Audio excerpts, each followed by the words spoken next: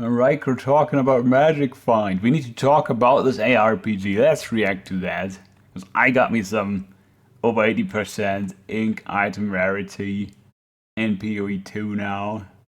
Hey folks, this is Rhykker, and does Magic Find still have a place in ARPGs? Let's discuss. This has been a hot topic in the Path of Exile 2 community lately, with Item Rarity occupying precious item affix slots. Yep. We'll talk about that, some other PoE 2. I mean, whatever I get though, I got a minion build, I got +9 to minion gem level from my gear. I can put down like 5 affixes for quantity, I mean rarity, and quantity in a way of good currency drops now. That's pretty OP. Like for me, I don't know, I just need the spirit, I need the energy shield, or energy shield armor hybrid, because I'm kind of doing that for some reason. And I need the minion gem level, and maybe some other stuff on the scepter, but that's just the scepter, right? Yeah, and of course the resists, but that's like the basic stuff. Anyway. Feedback, and we'll also cover some Diablo 4 news, as well as a few other gaming news stories of the week, like Steam's biggest revenue-driving games of the year. But before we move on, a word from this video's sponsor, Boot.dev. If you're interested in learning... Now, if I had to manage mana and stuff, again, I mean, it would get harder, right? That would be a tricky spot. Programming, either as a hobby or a profession, check this out. Boot.dev has gamified learning to code. They've literally built an online programming course. Alright, starting off with Path of Exile 2. The game's numbers are still looking fantastic. 3 weeks in, and we're still hitting on average. Dude, turn that screen shake off. I turned off my screen shake a long time ago. 350,000 Steam concurrent daily players. For context, Path of Exile 1's highest... Also funny, he's using my build. He's using Asmongold's build. He's using the meta minion build for getting started. Now, there's other minion builds, it's just... I will say, those Raging Spirits, they really clean it up. They really make it so when the rest of your skeleton army is lagging behind, they do take care of business right around you. Those Raging Spirits, pretty good stuff. I have a hard time seeing myself swap out of that. Ever peak on Steam was 228,000. And that's on a free-to-play game, whereas the only way to play PoE 2 currently is to buy early access. Despite being a more challenging game than PoE 1. Also, this guy is still doing tier 4 plus maps. I'm clearly on the tier 15 maps with full mods and maybe corrupted, so you know. Build definitely scales if you got your plus minion gem levels and stuff going. PoE 2 is vastly more accessible from a complexity standpoint. And Elden Ring's success proves that there is a big audience of gamers that are okay with a challenging game. Now, myself, I haven't had much of a chance to play really anything recently with the holidays, but I found myself actually starting to itch to make a new character and play through the I wasn't trying to diss him or anything. Campaign again. And if you'll remember, right after I finished the campaign, I said that I was not eager to repeat it again on another character. So, apparently my feelings are changing. Now, if I had to guess, I think at least part of this is motivated from me having really enjoyed my campaign experience, and then being really excited for endgame, and then maybe not finding mapping quite as fun as I found the campaign. I know that... There was a hurdle there. That was a bit of a, like, you gotta upgrade your gem levels, your minion gem levels, that's for sure. Like, this is something with PoE 1 as well. You know, it was always like, this stuff really juices your DPS. The minion gem level is like super important. But hey, for a couple of Exals, maybe a Divine or 2, you can get some really great gear with minion gem level. And I mean, yeah, you probably gotta get it from other players at that point, you know? That's just how it goes. I like the metagame of the endgame, like I like the whole Atlas part, and... I do not like that it's so hard to get tier 16 maps, though. Like, why I have to corrupt them, like... And apparently, you get the Atlas passive skill tree points for the content, the like special content, like breaches and whatnot.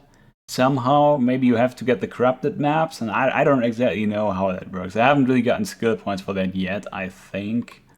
Maps run and stuff, but the actual running of maps is just kind of okay for now. And again, I feel like there need to be more areas, sure. Like, I found out there's a lot of areas I haven't encountered yet after I did like a couple dozen maps, and it's like, oh yeah, this is new, oh, there's new stuff here. And it's like, I don't know exactly what's going on with that. Maybe it's around like the citadels or whatever. Like definitely was some new stuff near this one citadel I found on the map, right? But I don't know. But I felt like a bit more variety would be cool. I feel like one of the strongest aspects of Path of Exile 2 is the bosses, these tough fights that you often have to try a couple of times to master and learn and overcome. And I feel like that's how they pull you in, and then you get so OP your minions just wreck all the bosses while you run around in a circle.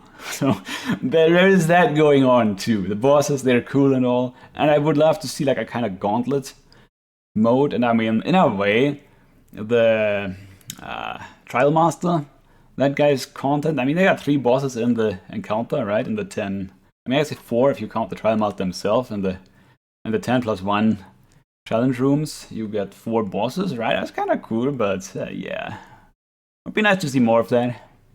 You know, the mechanics and everything, and while you do run into bosses in mapping, it's not the same experience because you pretty much either kill the boss easily or it kills you, and then you don't get another attempt, so you're robbed of that feeling of getting revenge. And interesting. I played Path of Exile for thousands of hours, right? So for me, it's just like, okay, I actually gotta build my build properly now, and so I don't die.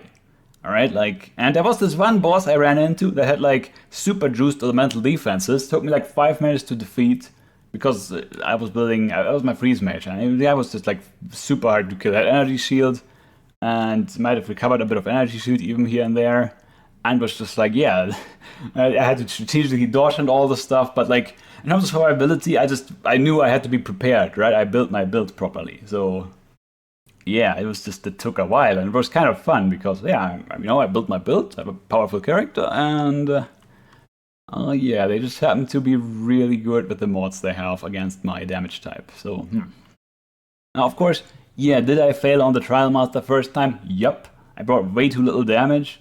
I think that was on my Summoner.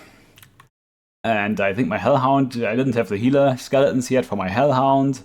So that was gone, so I didn't get my 20% damage reduction. So, you know, suffering from all the physical damage there. So it's stuff like that. But second try, I was much more prepared, and I did defeat the guy. Even though it took a while, I didn't have all my minion gem levels yet, but it was still fine. It took a while, it was a challenge. And so I'm just saying, like, the game, it might not hit the sweet spot for the more newer players just yet, but I mean, if you know what you're doing, I think it's pretty fair in terms of the cost that incurs when you fail at something. And yeah, it's annoying, and you could do it differently, I guess. I do like that when you press escape, you can go to character selection when you're in a spicy spot. Like, they made it, you don't have to have a lock-in, a lock-out macro, right? I never cared about that, never got it, but now it's like, press escape. Oh, maybe I'm dead, maybe I'm not. I'm not dead. Go to character selection. Pog. Save myself 10% XP. Pog. I love it. Level 92 now on my Summoner. Succeeding after learning, adapting, getting better. Again, it just feels like 2 completely different games.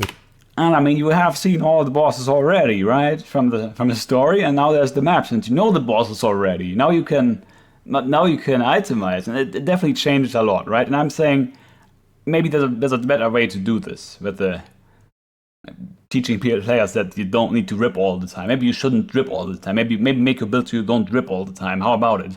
Right? And I think I do like building my build so I don't rip all the time. Personally, I think that's nice. And yeah, I mean, for the campaign, I'm like, it's stupid to upgrade all the time because I'm leveling all the time and I want to get better gear right around the corner. So if I'm gonna rip for a couple of times in the campaign, it's expected because I can't be upgrading my gear all the time. But like towards like level 70, 80, you really gotta start building your character properly, and so you won't be ripping all the time. All right, and I understand it's different. So and I do wonder how you would make this transition a bit more clean. It's the campaign game and then the end game. And like during the campaign, death just feels as though it's a normal part of the game. Just like in a Dark Souls game, right? Die again. But then in the end game, death becomes increasingly punishing that it feels like you're just playing the game wrong if you're dying. So yeah, I'm kind of looking forward to trying a second character now. I might first farm up some currency on my main to be able Because you are. to better craft stuff on my alt. I'm thinking to go in Sorceress. And I just think Act 1 really was my favorite part of the game. The pacing, the enemies, the locations, the music, the final Act 1 boss, the boss fight itself. It's just such a great introduction to the game. Just a really, really solid act. But let's get on to the big debate in the community this week, which is all around item rarity. Or as we used to call it back in my day, magic. Again, I just upgraded my gear, so I at least have 80% rarity. I mean, why not? You know, it's basically free. I had my spirits figured out. I have my 9 arsonists and 1 storm mage, 2 clerics. It's like okay, and I got plus 9 gem level from my gear, Pog, and all the resists, and sitting on 4000 plus energy shield, and like a fair amount of armor. Okay, I mean, yeah, why not? And so I was like, I guess that's some rings for 1 divine each. Yeah, now we have 80% more rarity just from the rings. And I think I got 10% somewhere else as well. So, Find. A lot of the community seems opposed to the reintroduction of item rarity as an affix on gear. Which, by the way, is understandable. I don't mean to brag with my amazing, gear, but I'm thinking for my build, it's perfectly fine. I'm not looking for mana. I'm not looking for all kinds of other stuff that other builds might be looking for on their gear. I just need my spirit, my gem levels, my resists, my energy shield / armor, and that's 4 things to prioritize. And it's I'm set.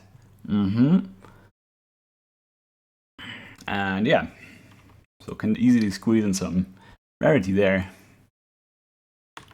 Because they say it was an issue that was actually solved in PoE 1 by removing item quantity as an affix. But let's take a step back and explain the situation. So, a possible affix that you can get on gear is item rarity, which increases the chances of your drops being of a higher rarity.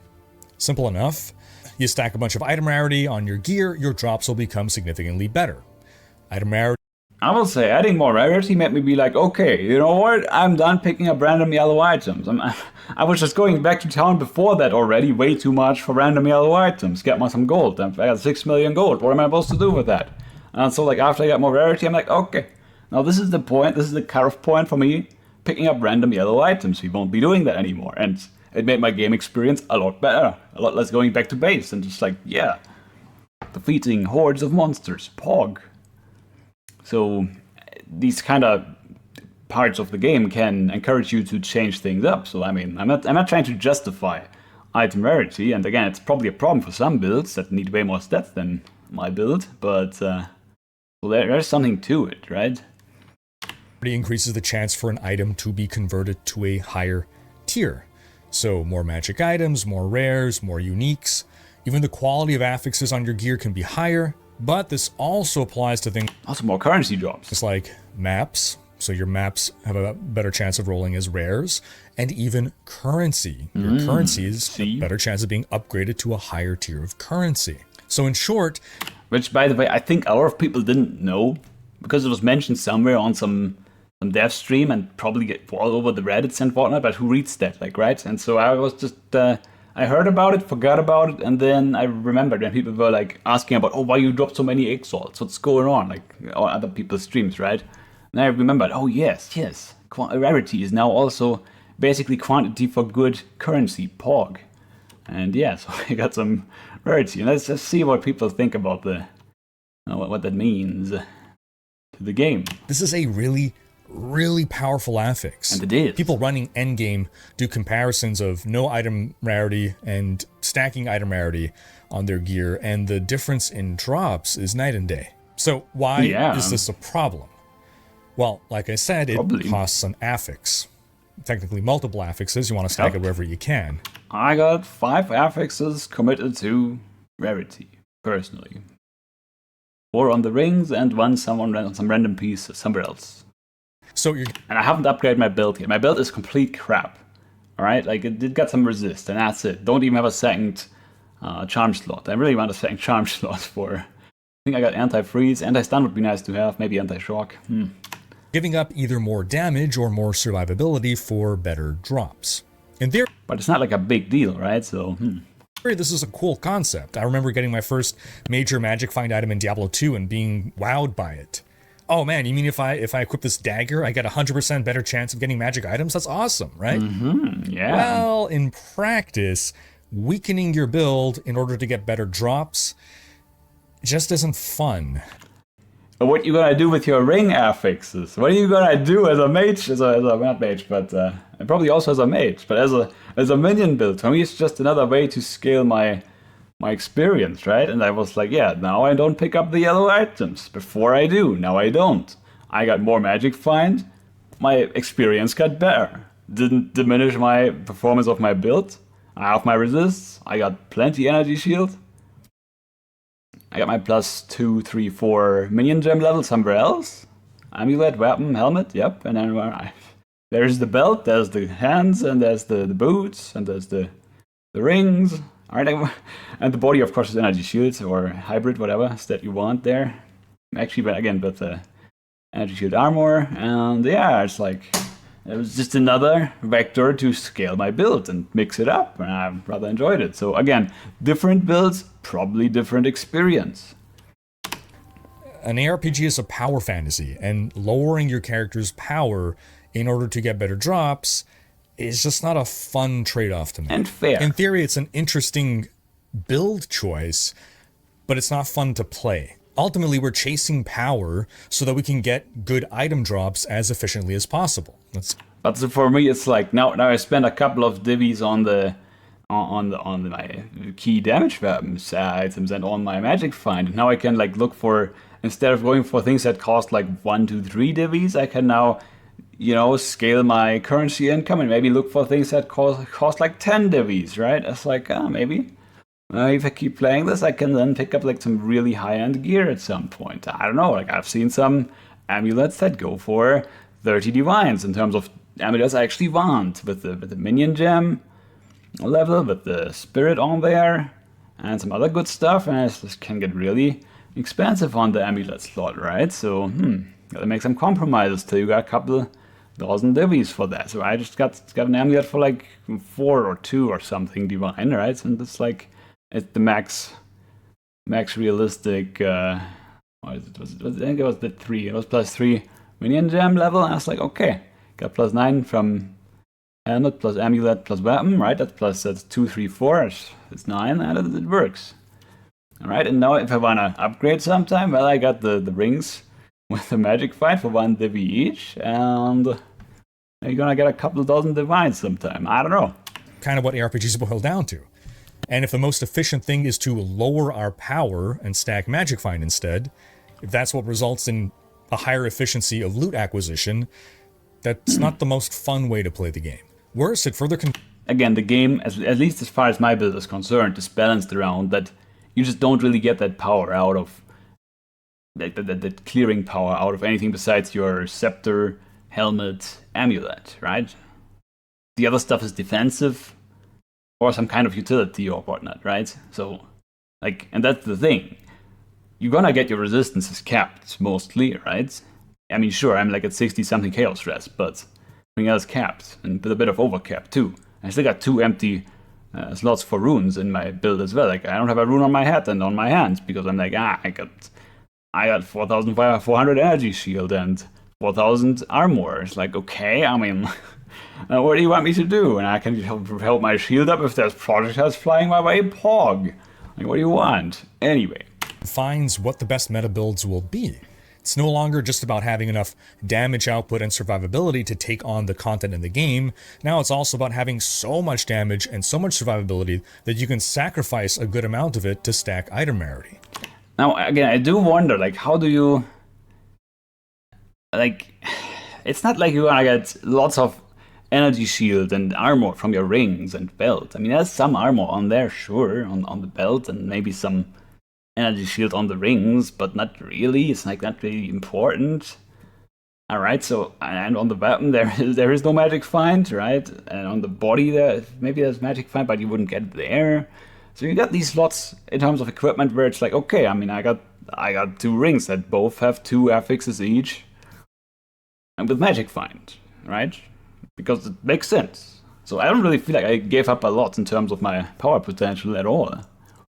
I was just like, yeah, I haven't really looked at those slots yet. I know I got a look at the body and maybe the helmet for and the other stuff. I mean, in a way, like the hands and the boots don't really do that much for defense, but yeah, so definitely the body for and the shield for defensive stuff, and then everything has some resistances. Yeah, whatever. And so yeah, it was just not the time for me to look at my rings yet and my belt. I haven't looked at my belt yet. It's like some random thing I picked up during the campaign, and my shoes too. It's like some random thing I picked up during the campaign. Okay, I had to get some resist on my gloves. But yeah, I bought some there, but they're like not really amazing either, right? So, And this is all why I grew to dislike Magic Find in Diablo 2. I disliked it in Diablo 3 as well. They had that when the game launched, and I was glad when they removed it. I'm okay with Magic Find existing as a system that does not come at the cost of power. I feel like that's kind of what's happening right now, right? So either we get a new itemization slot just for Magic Find affixes, or maybe something in the Atlas tree, or maybe higher tier maps just naturally have more item rarity, or maybe we just naturally get more item rarity as we go higher in level. And part of what exacerbates everything in... Again, I'm thinking we have item slots for rarity, right? I mean, kinda, as I just explained. Now, you could make it so, like what he described, you could do that, but then at the same time, the way the game works right now, it's like they might do that, and then they might also take away 2 affixes from the rings. Yep, just make rings only 4 affixes, and you get free magic finds. Wow! Right? Like that's because the way the game is balanced, it's kind of like that, right? Is it not? I think it is. Path of Exile 2 specifically is trade. By far the most effective way to power. And again, different builds, probably, it might be totally different, but again, I haven't really... I mean, rings can have a bit of added damage, I guess. I don't know. It seems like something for attackers. I'm not an attack builder, and so maybe you can have stuff on your helmet that I can't have because I need my gem level there, and on my amulet I need spirits, maybe. I actually went with low, like no spirit there, maybe 10 spirits from the implicit and gem level, right? So it's like, for me, amulet and helmet are like damage slots. For other people, they may not be, right? So up in PoE. Then you can have the rarity there. 2 is to farm currency, then use that currency to buy gear upgrades. So instead of getting what you want as a drop from monsters, or by crafting, you instead spend a few hours to earn enough money to buy the stuff that you want. And what I've just described to you is a job. That's a job. You trade in hours of your time for money and use that money to buy stuff. Now to clarify, I'm not opposed... I guess all games that have a trade system are a job now. I mean, and it's not like you give up on your progression on all the other angles you had before, right? I mean, like, you know, I started having to upgrade my build because the Trial Master was a little too spicy for me, really, you know? I spent like maybe a dozen or 2 exalts that I just found on my gear until this Trial Master dude, you know? Like, I don't know, and I was like probably doing tier 10 maps, like, I don't know. And it's like, you can get a +3 minion gem level on your scepter and get it for like under 5 exalt, right? With a couple of other good stats and some good spirit on there. It's like, if you don't go for +4, it's very affordable, and I mean, you just need the like almost best plus minion gem level stuff if you want to do the T15s. And by the way, I have plenty perfect Jeweler's Orbs, like 3. Haven't used them yet. And I have a 5 link. So that's 4 socket now, but 5 link basically on my Summon Raging Spirits and on my Arsonists. I could get another socket on there if I just felt like figuring out, it's like, okay, so what do I want to put in there and actually doing it? And it's like, okay, I don't need my last socket. I'm doing T15s, it's fine, it's great. To trading in principle. I want people who love trading to be able to play the trade game to their heart's content, and I think a lot of people just generally would like to be able to trade now and then for like a very specific item. But what I don't like is when trading is by far the most effective way to power up, even for people who don't like trading. This is, again, it really started being a quote unquote an issue for me with the Trial Master, my last 2 Ascendancy passive points, right? And that's pretty deep into the game. And with PoE 2 currently lacking the deterministic crafting options of PoE 1, trading is more powerful than ever, and therefore...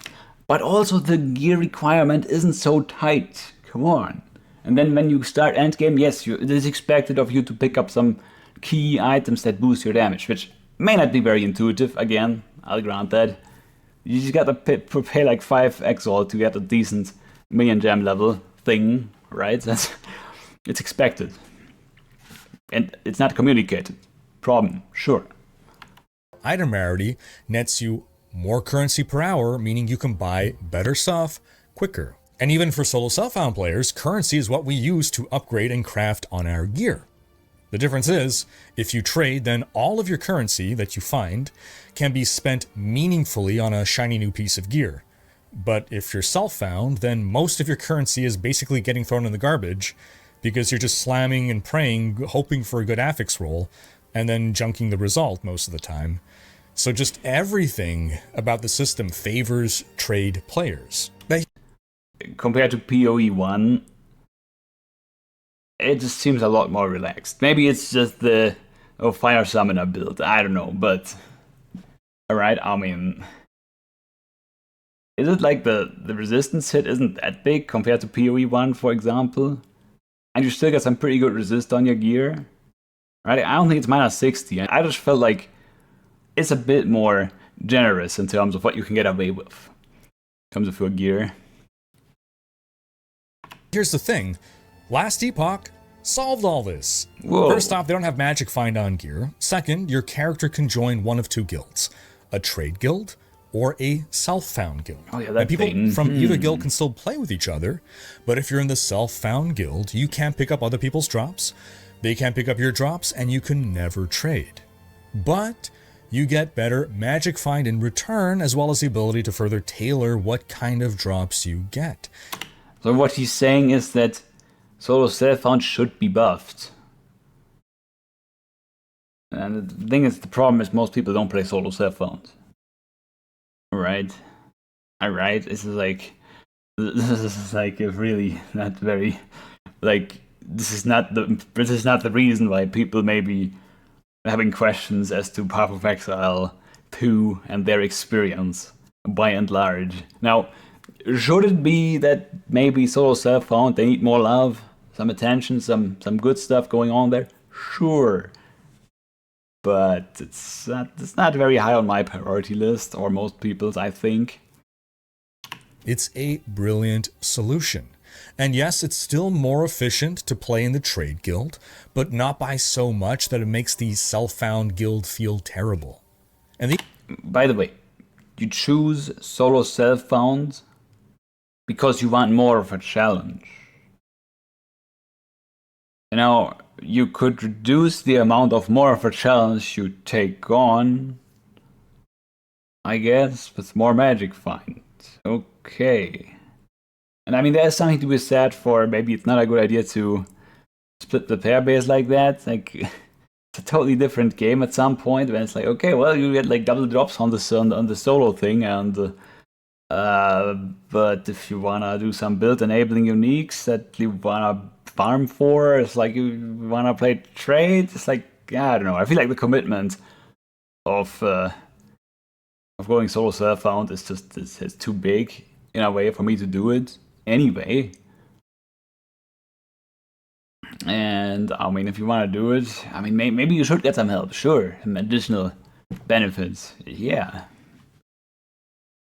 I'm just thinking, generally, you probably don't want to go solo self-found, right? Unless you're Nugian. I mean, I respect that, yeah, but, you know. Even gamified this. He was also on hardcore, I think. So, oh well, hardcore solo self-found. Oh well.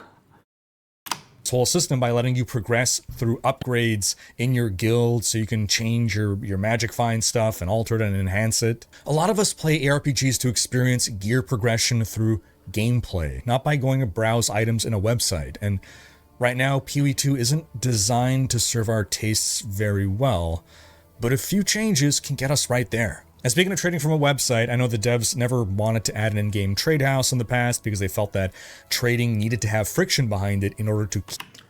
On the point of you wanna find your upgrades on the ground, or like craft them or something. Like, I think crafting is a lot less power fantasy sort of thing than just trading the items, trading for the items you want. I think that's like a job. Like, oh man, you gotta know all these things to know how you make this item and then implement it. It's like, you know, PoE 1 crafting was the worst thing in PoE 1, I feel like. It was just way too involved. Like, talk about having a job, you know? It's like, I'd rather play PoE 1 for 1,000 hours and not engage with that mostly. And yeah, at some point I learned how to make a plus whatever skill gem bow or whatever. Like, yeah, or whatever. It's like, okay, I don't really care to know these interactions. The fuck is this supposed to be? Like, okay, I gotta do this thing and that thing and this thing, and then they block these with some mods and enable this stuff with that influence or whatever. Like, oh my god. Anyway, I was not a crafting enjoyer in PoE 1. So, in terms of like, okay, what are the players looking for? I think that's not what the players are looking for, personally, because I can't follow why you would want to look for that. It's like, okay, but maybe the solo self-found enjoyers enjoy that or something. Like, what are we talking about now? I think it's not that important. Like, what is this, like, supposed power fantasy we are looking at? Like, oh, we want to find our items and then craft them maybe. It's like, no, what? I mean, anyway, it doesn't matter. This is what I'm trying to say, one way or another. I'm thinking a couple of things are not communicated very well. And whether it's involved crafting or buying the stuff from other players, be it just a 5 exalt for a good thing, you still gotta figure out how to use the trade filters and stuff, right? This is the best skill to learn if you don't want to figure out how to craft all this stuff, which is a lot more involved. All right, so but like I'm just saying, it's not obvious or intuitive how you wanna get started on the end game, right? So there's some room to improve. As much as I like what they got going, keep it balanced.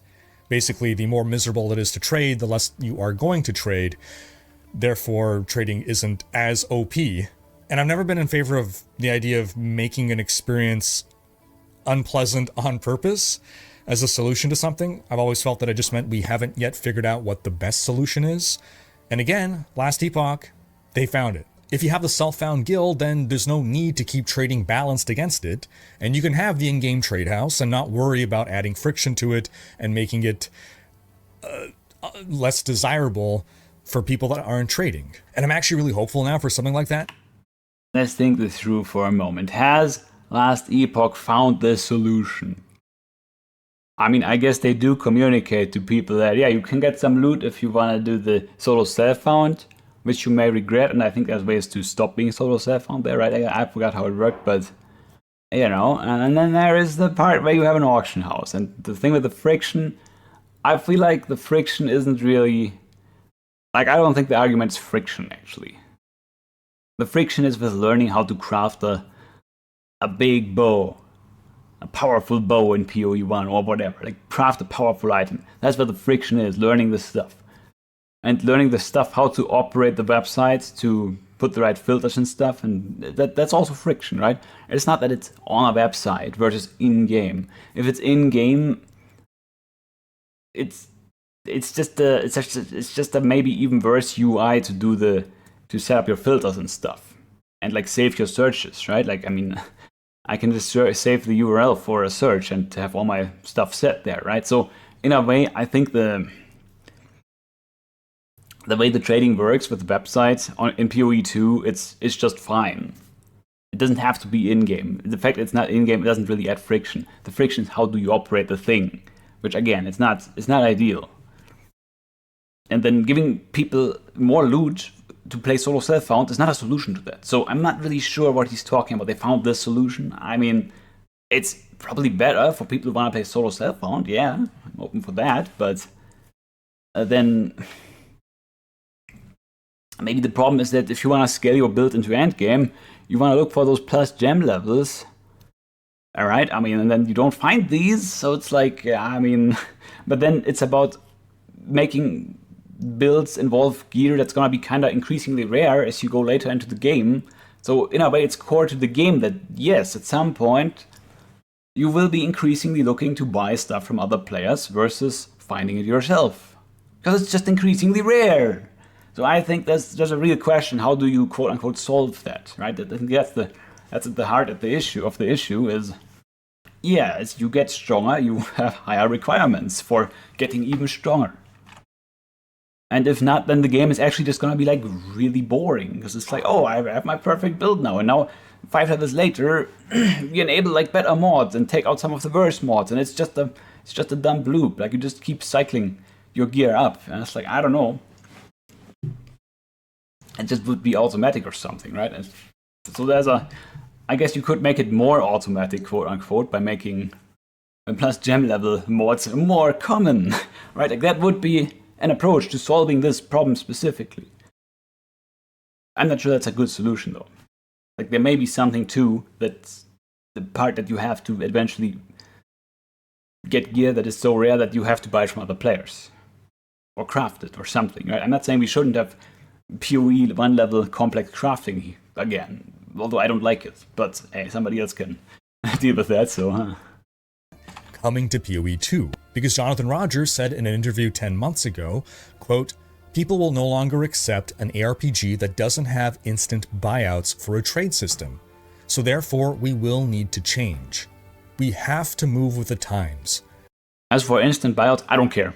That didn't even cross my mind. It's like, okay, technically it would be nice if there wasn't like a 1 in 5 chance that the person I want to buy something from isn't there when I click on buy and then go through the steps and get the item. It's like, dude, like I buy items that I know are priced properly and the person is generally there when I want to buy it and they're live, right? It's like, okay, okay, technically instant buyout feature, I don't see a problem with adding that. I don't care. Just add it, whatever, it's fine. It's fine one way or another as far as I'm concerned, but like just add it. No problem. I don't want to have any excuses. If players are not enjoying something, we need to find a way to solve that problem. We will solve that problem. I will find a way. So overall, I'm looking forward to seeing how PoE 2 evolves over the next 6 months. I think they've nailed early game, which was most important, really going into early access. And then everything else is a solid base that can be tweaked or expanded upon. Oh, one last bit of feedback. I get that the devs don't want us cluttering the screen with damage numbers. Not going to advocate for adding damage numbers, but having a training dummy to help us gauge how much damage we do, or how much, when we're changing our gear, whether it's actually an upgrade or not, that'd be really great. Diablo 4 has a little training room where you can select from a variety of training dummies, right? Like you select, okay, do I want a boss monster? Do I want a group of monsters? PoE can even expand on this, give us a bunch of customizable dummy options to simulate resistances and whatnot. Okay, one last bit of feedback. A sort button for the inventory would be great. Every other ARPG that has inventory titles has a sort button. It's time we get one in PoE as well. All right, on to some Diablo 4. Alrighty, that was the the PoE 2 segment of this. Doesn't seem like there's no more of that. Alrighty, that's the part I wanted to react to. And yeah, some good ideas there. Bring to attention things that people may not have thought about enough yet, and T himself may not have realized that some gear slots really are begging to be filled with the rarity of items found. And now that I think about it, maybe rings should be 4 affixes, and maybe there shouldn't be rarity of good currency. I mean, quantity of good currency and rarity of stuff. Maybe the stat shouldn't exist. But the way the game is balanced, just move 2 affixes from the rings then, or something. It would be tricky because, again, some people may have that damage on the rings but not on the helmet. So, how do you do that? Maybe streamline that. Maybe it's just gonna be like, okay, the helmet is just universally the part where you put the damage for some reason, right? Right? I mean. Anyway, there's ways to do that, so I don't know. Like now that I think about it, though, it's like, okay, if we even have a intended space on our gear for rarity affixes, then maybe I don't even want it, Maybe I don't even want it. So I'm kind of ambivalent about this, in a way. And it's not obvious what's going on clearly to the even quite involved players like this guy. It's not clear what's going on, right? And to me it's clear that I'm supposed to put some rarity on my rings. Okay. Maybe other people don't see it that way, and it's because they have different build or they haven't played the game enough, and that's not optimal, right? So,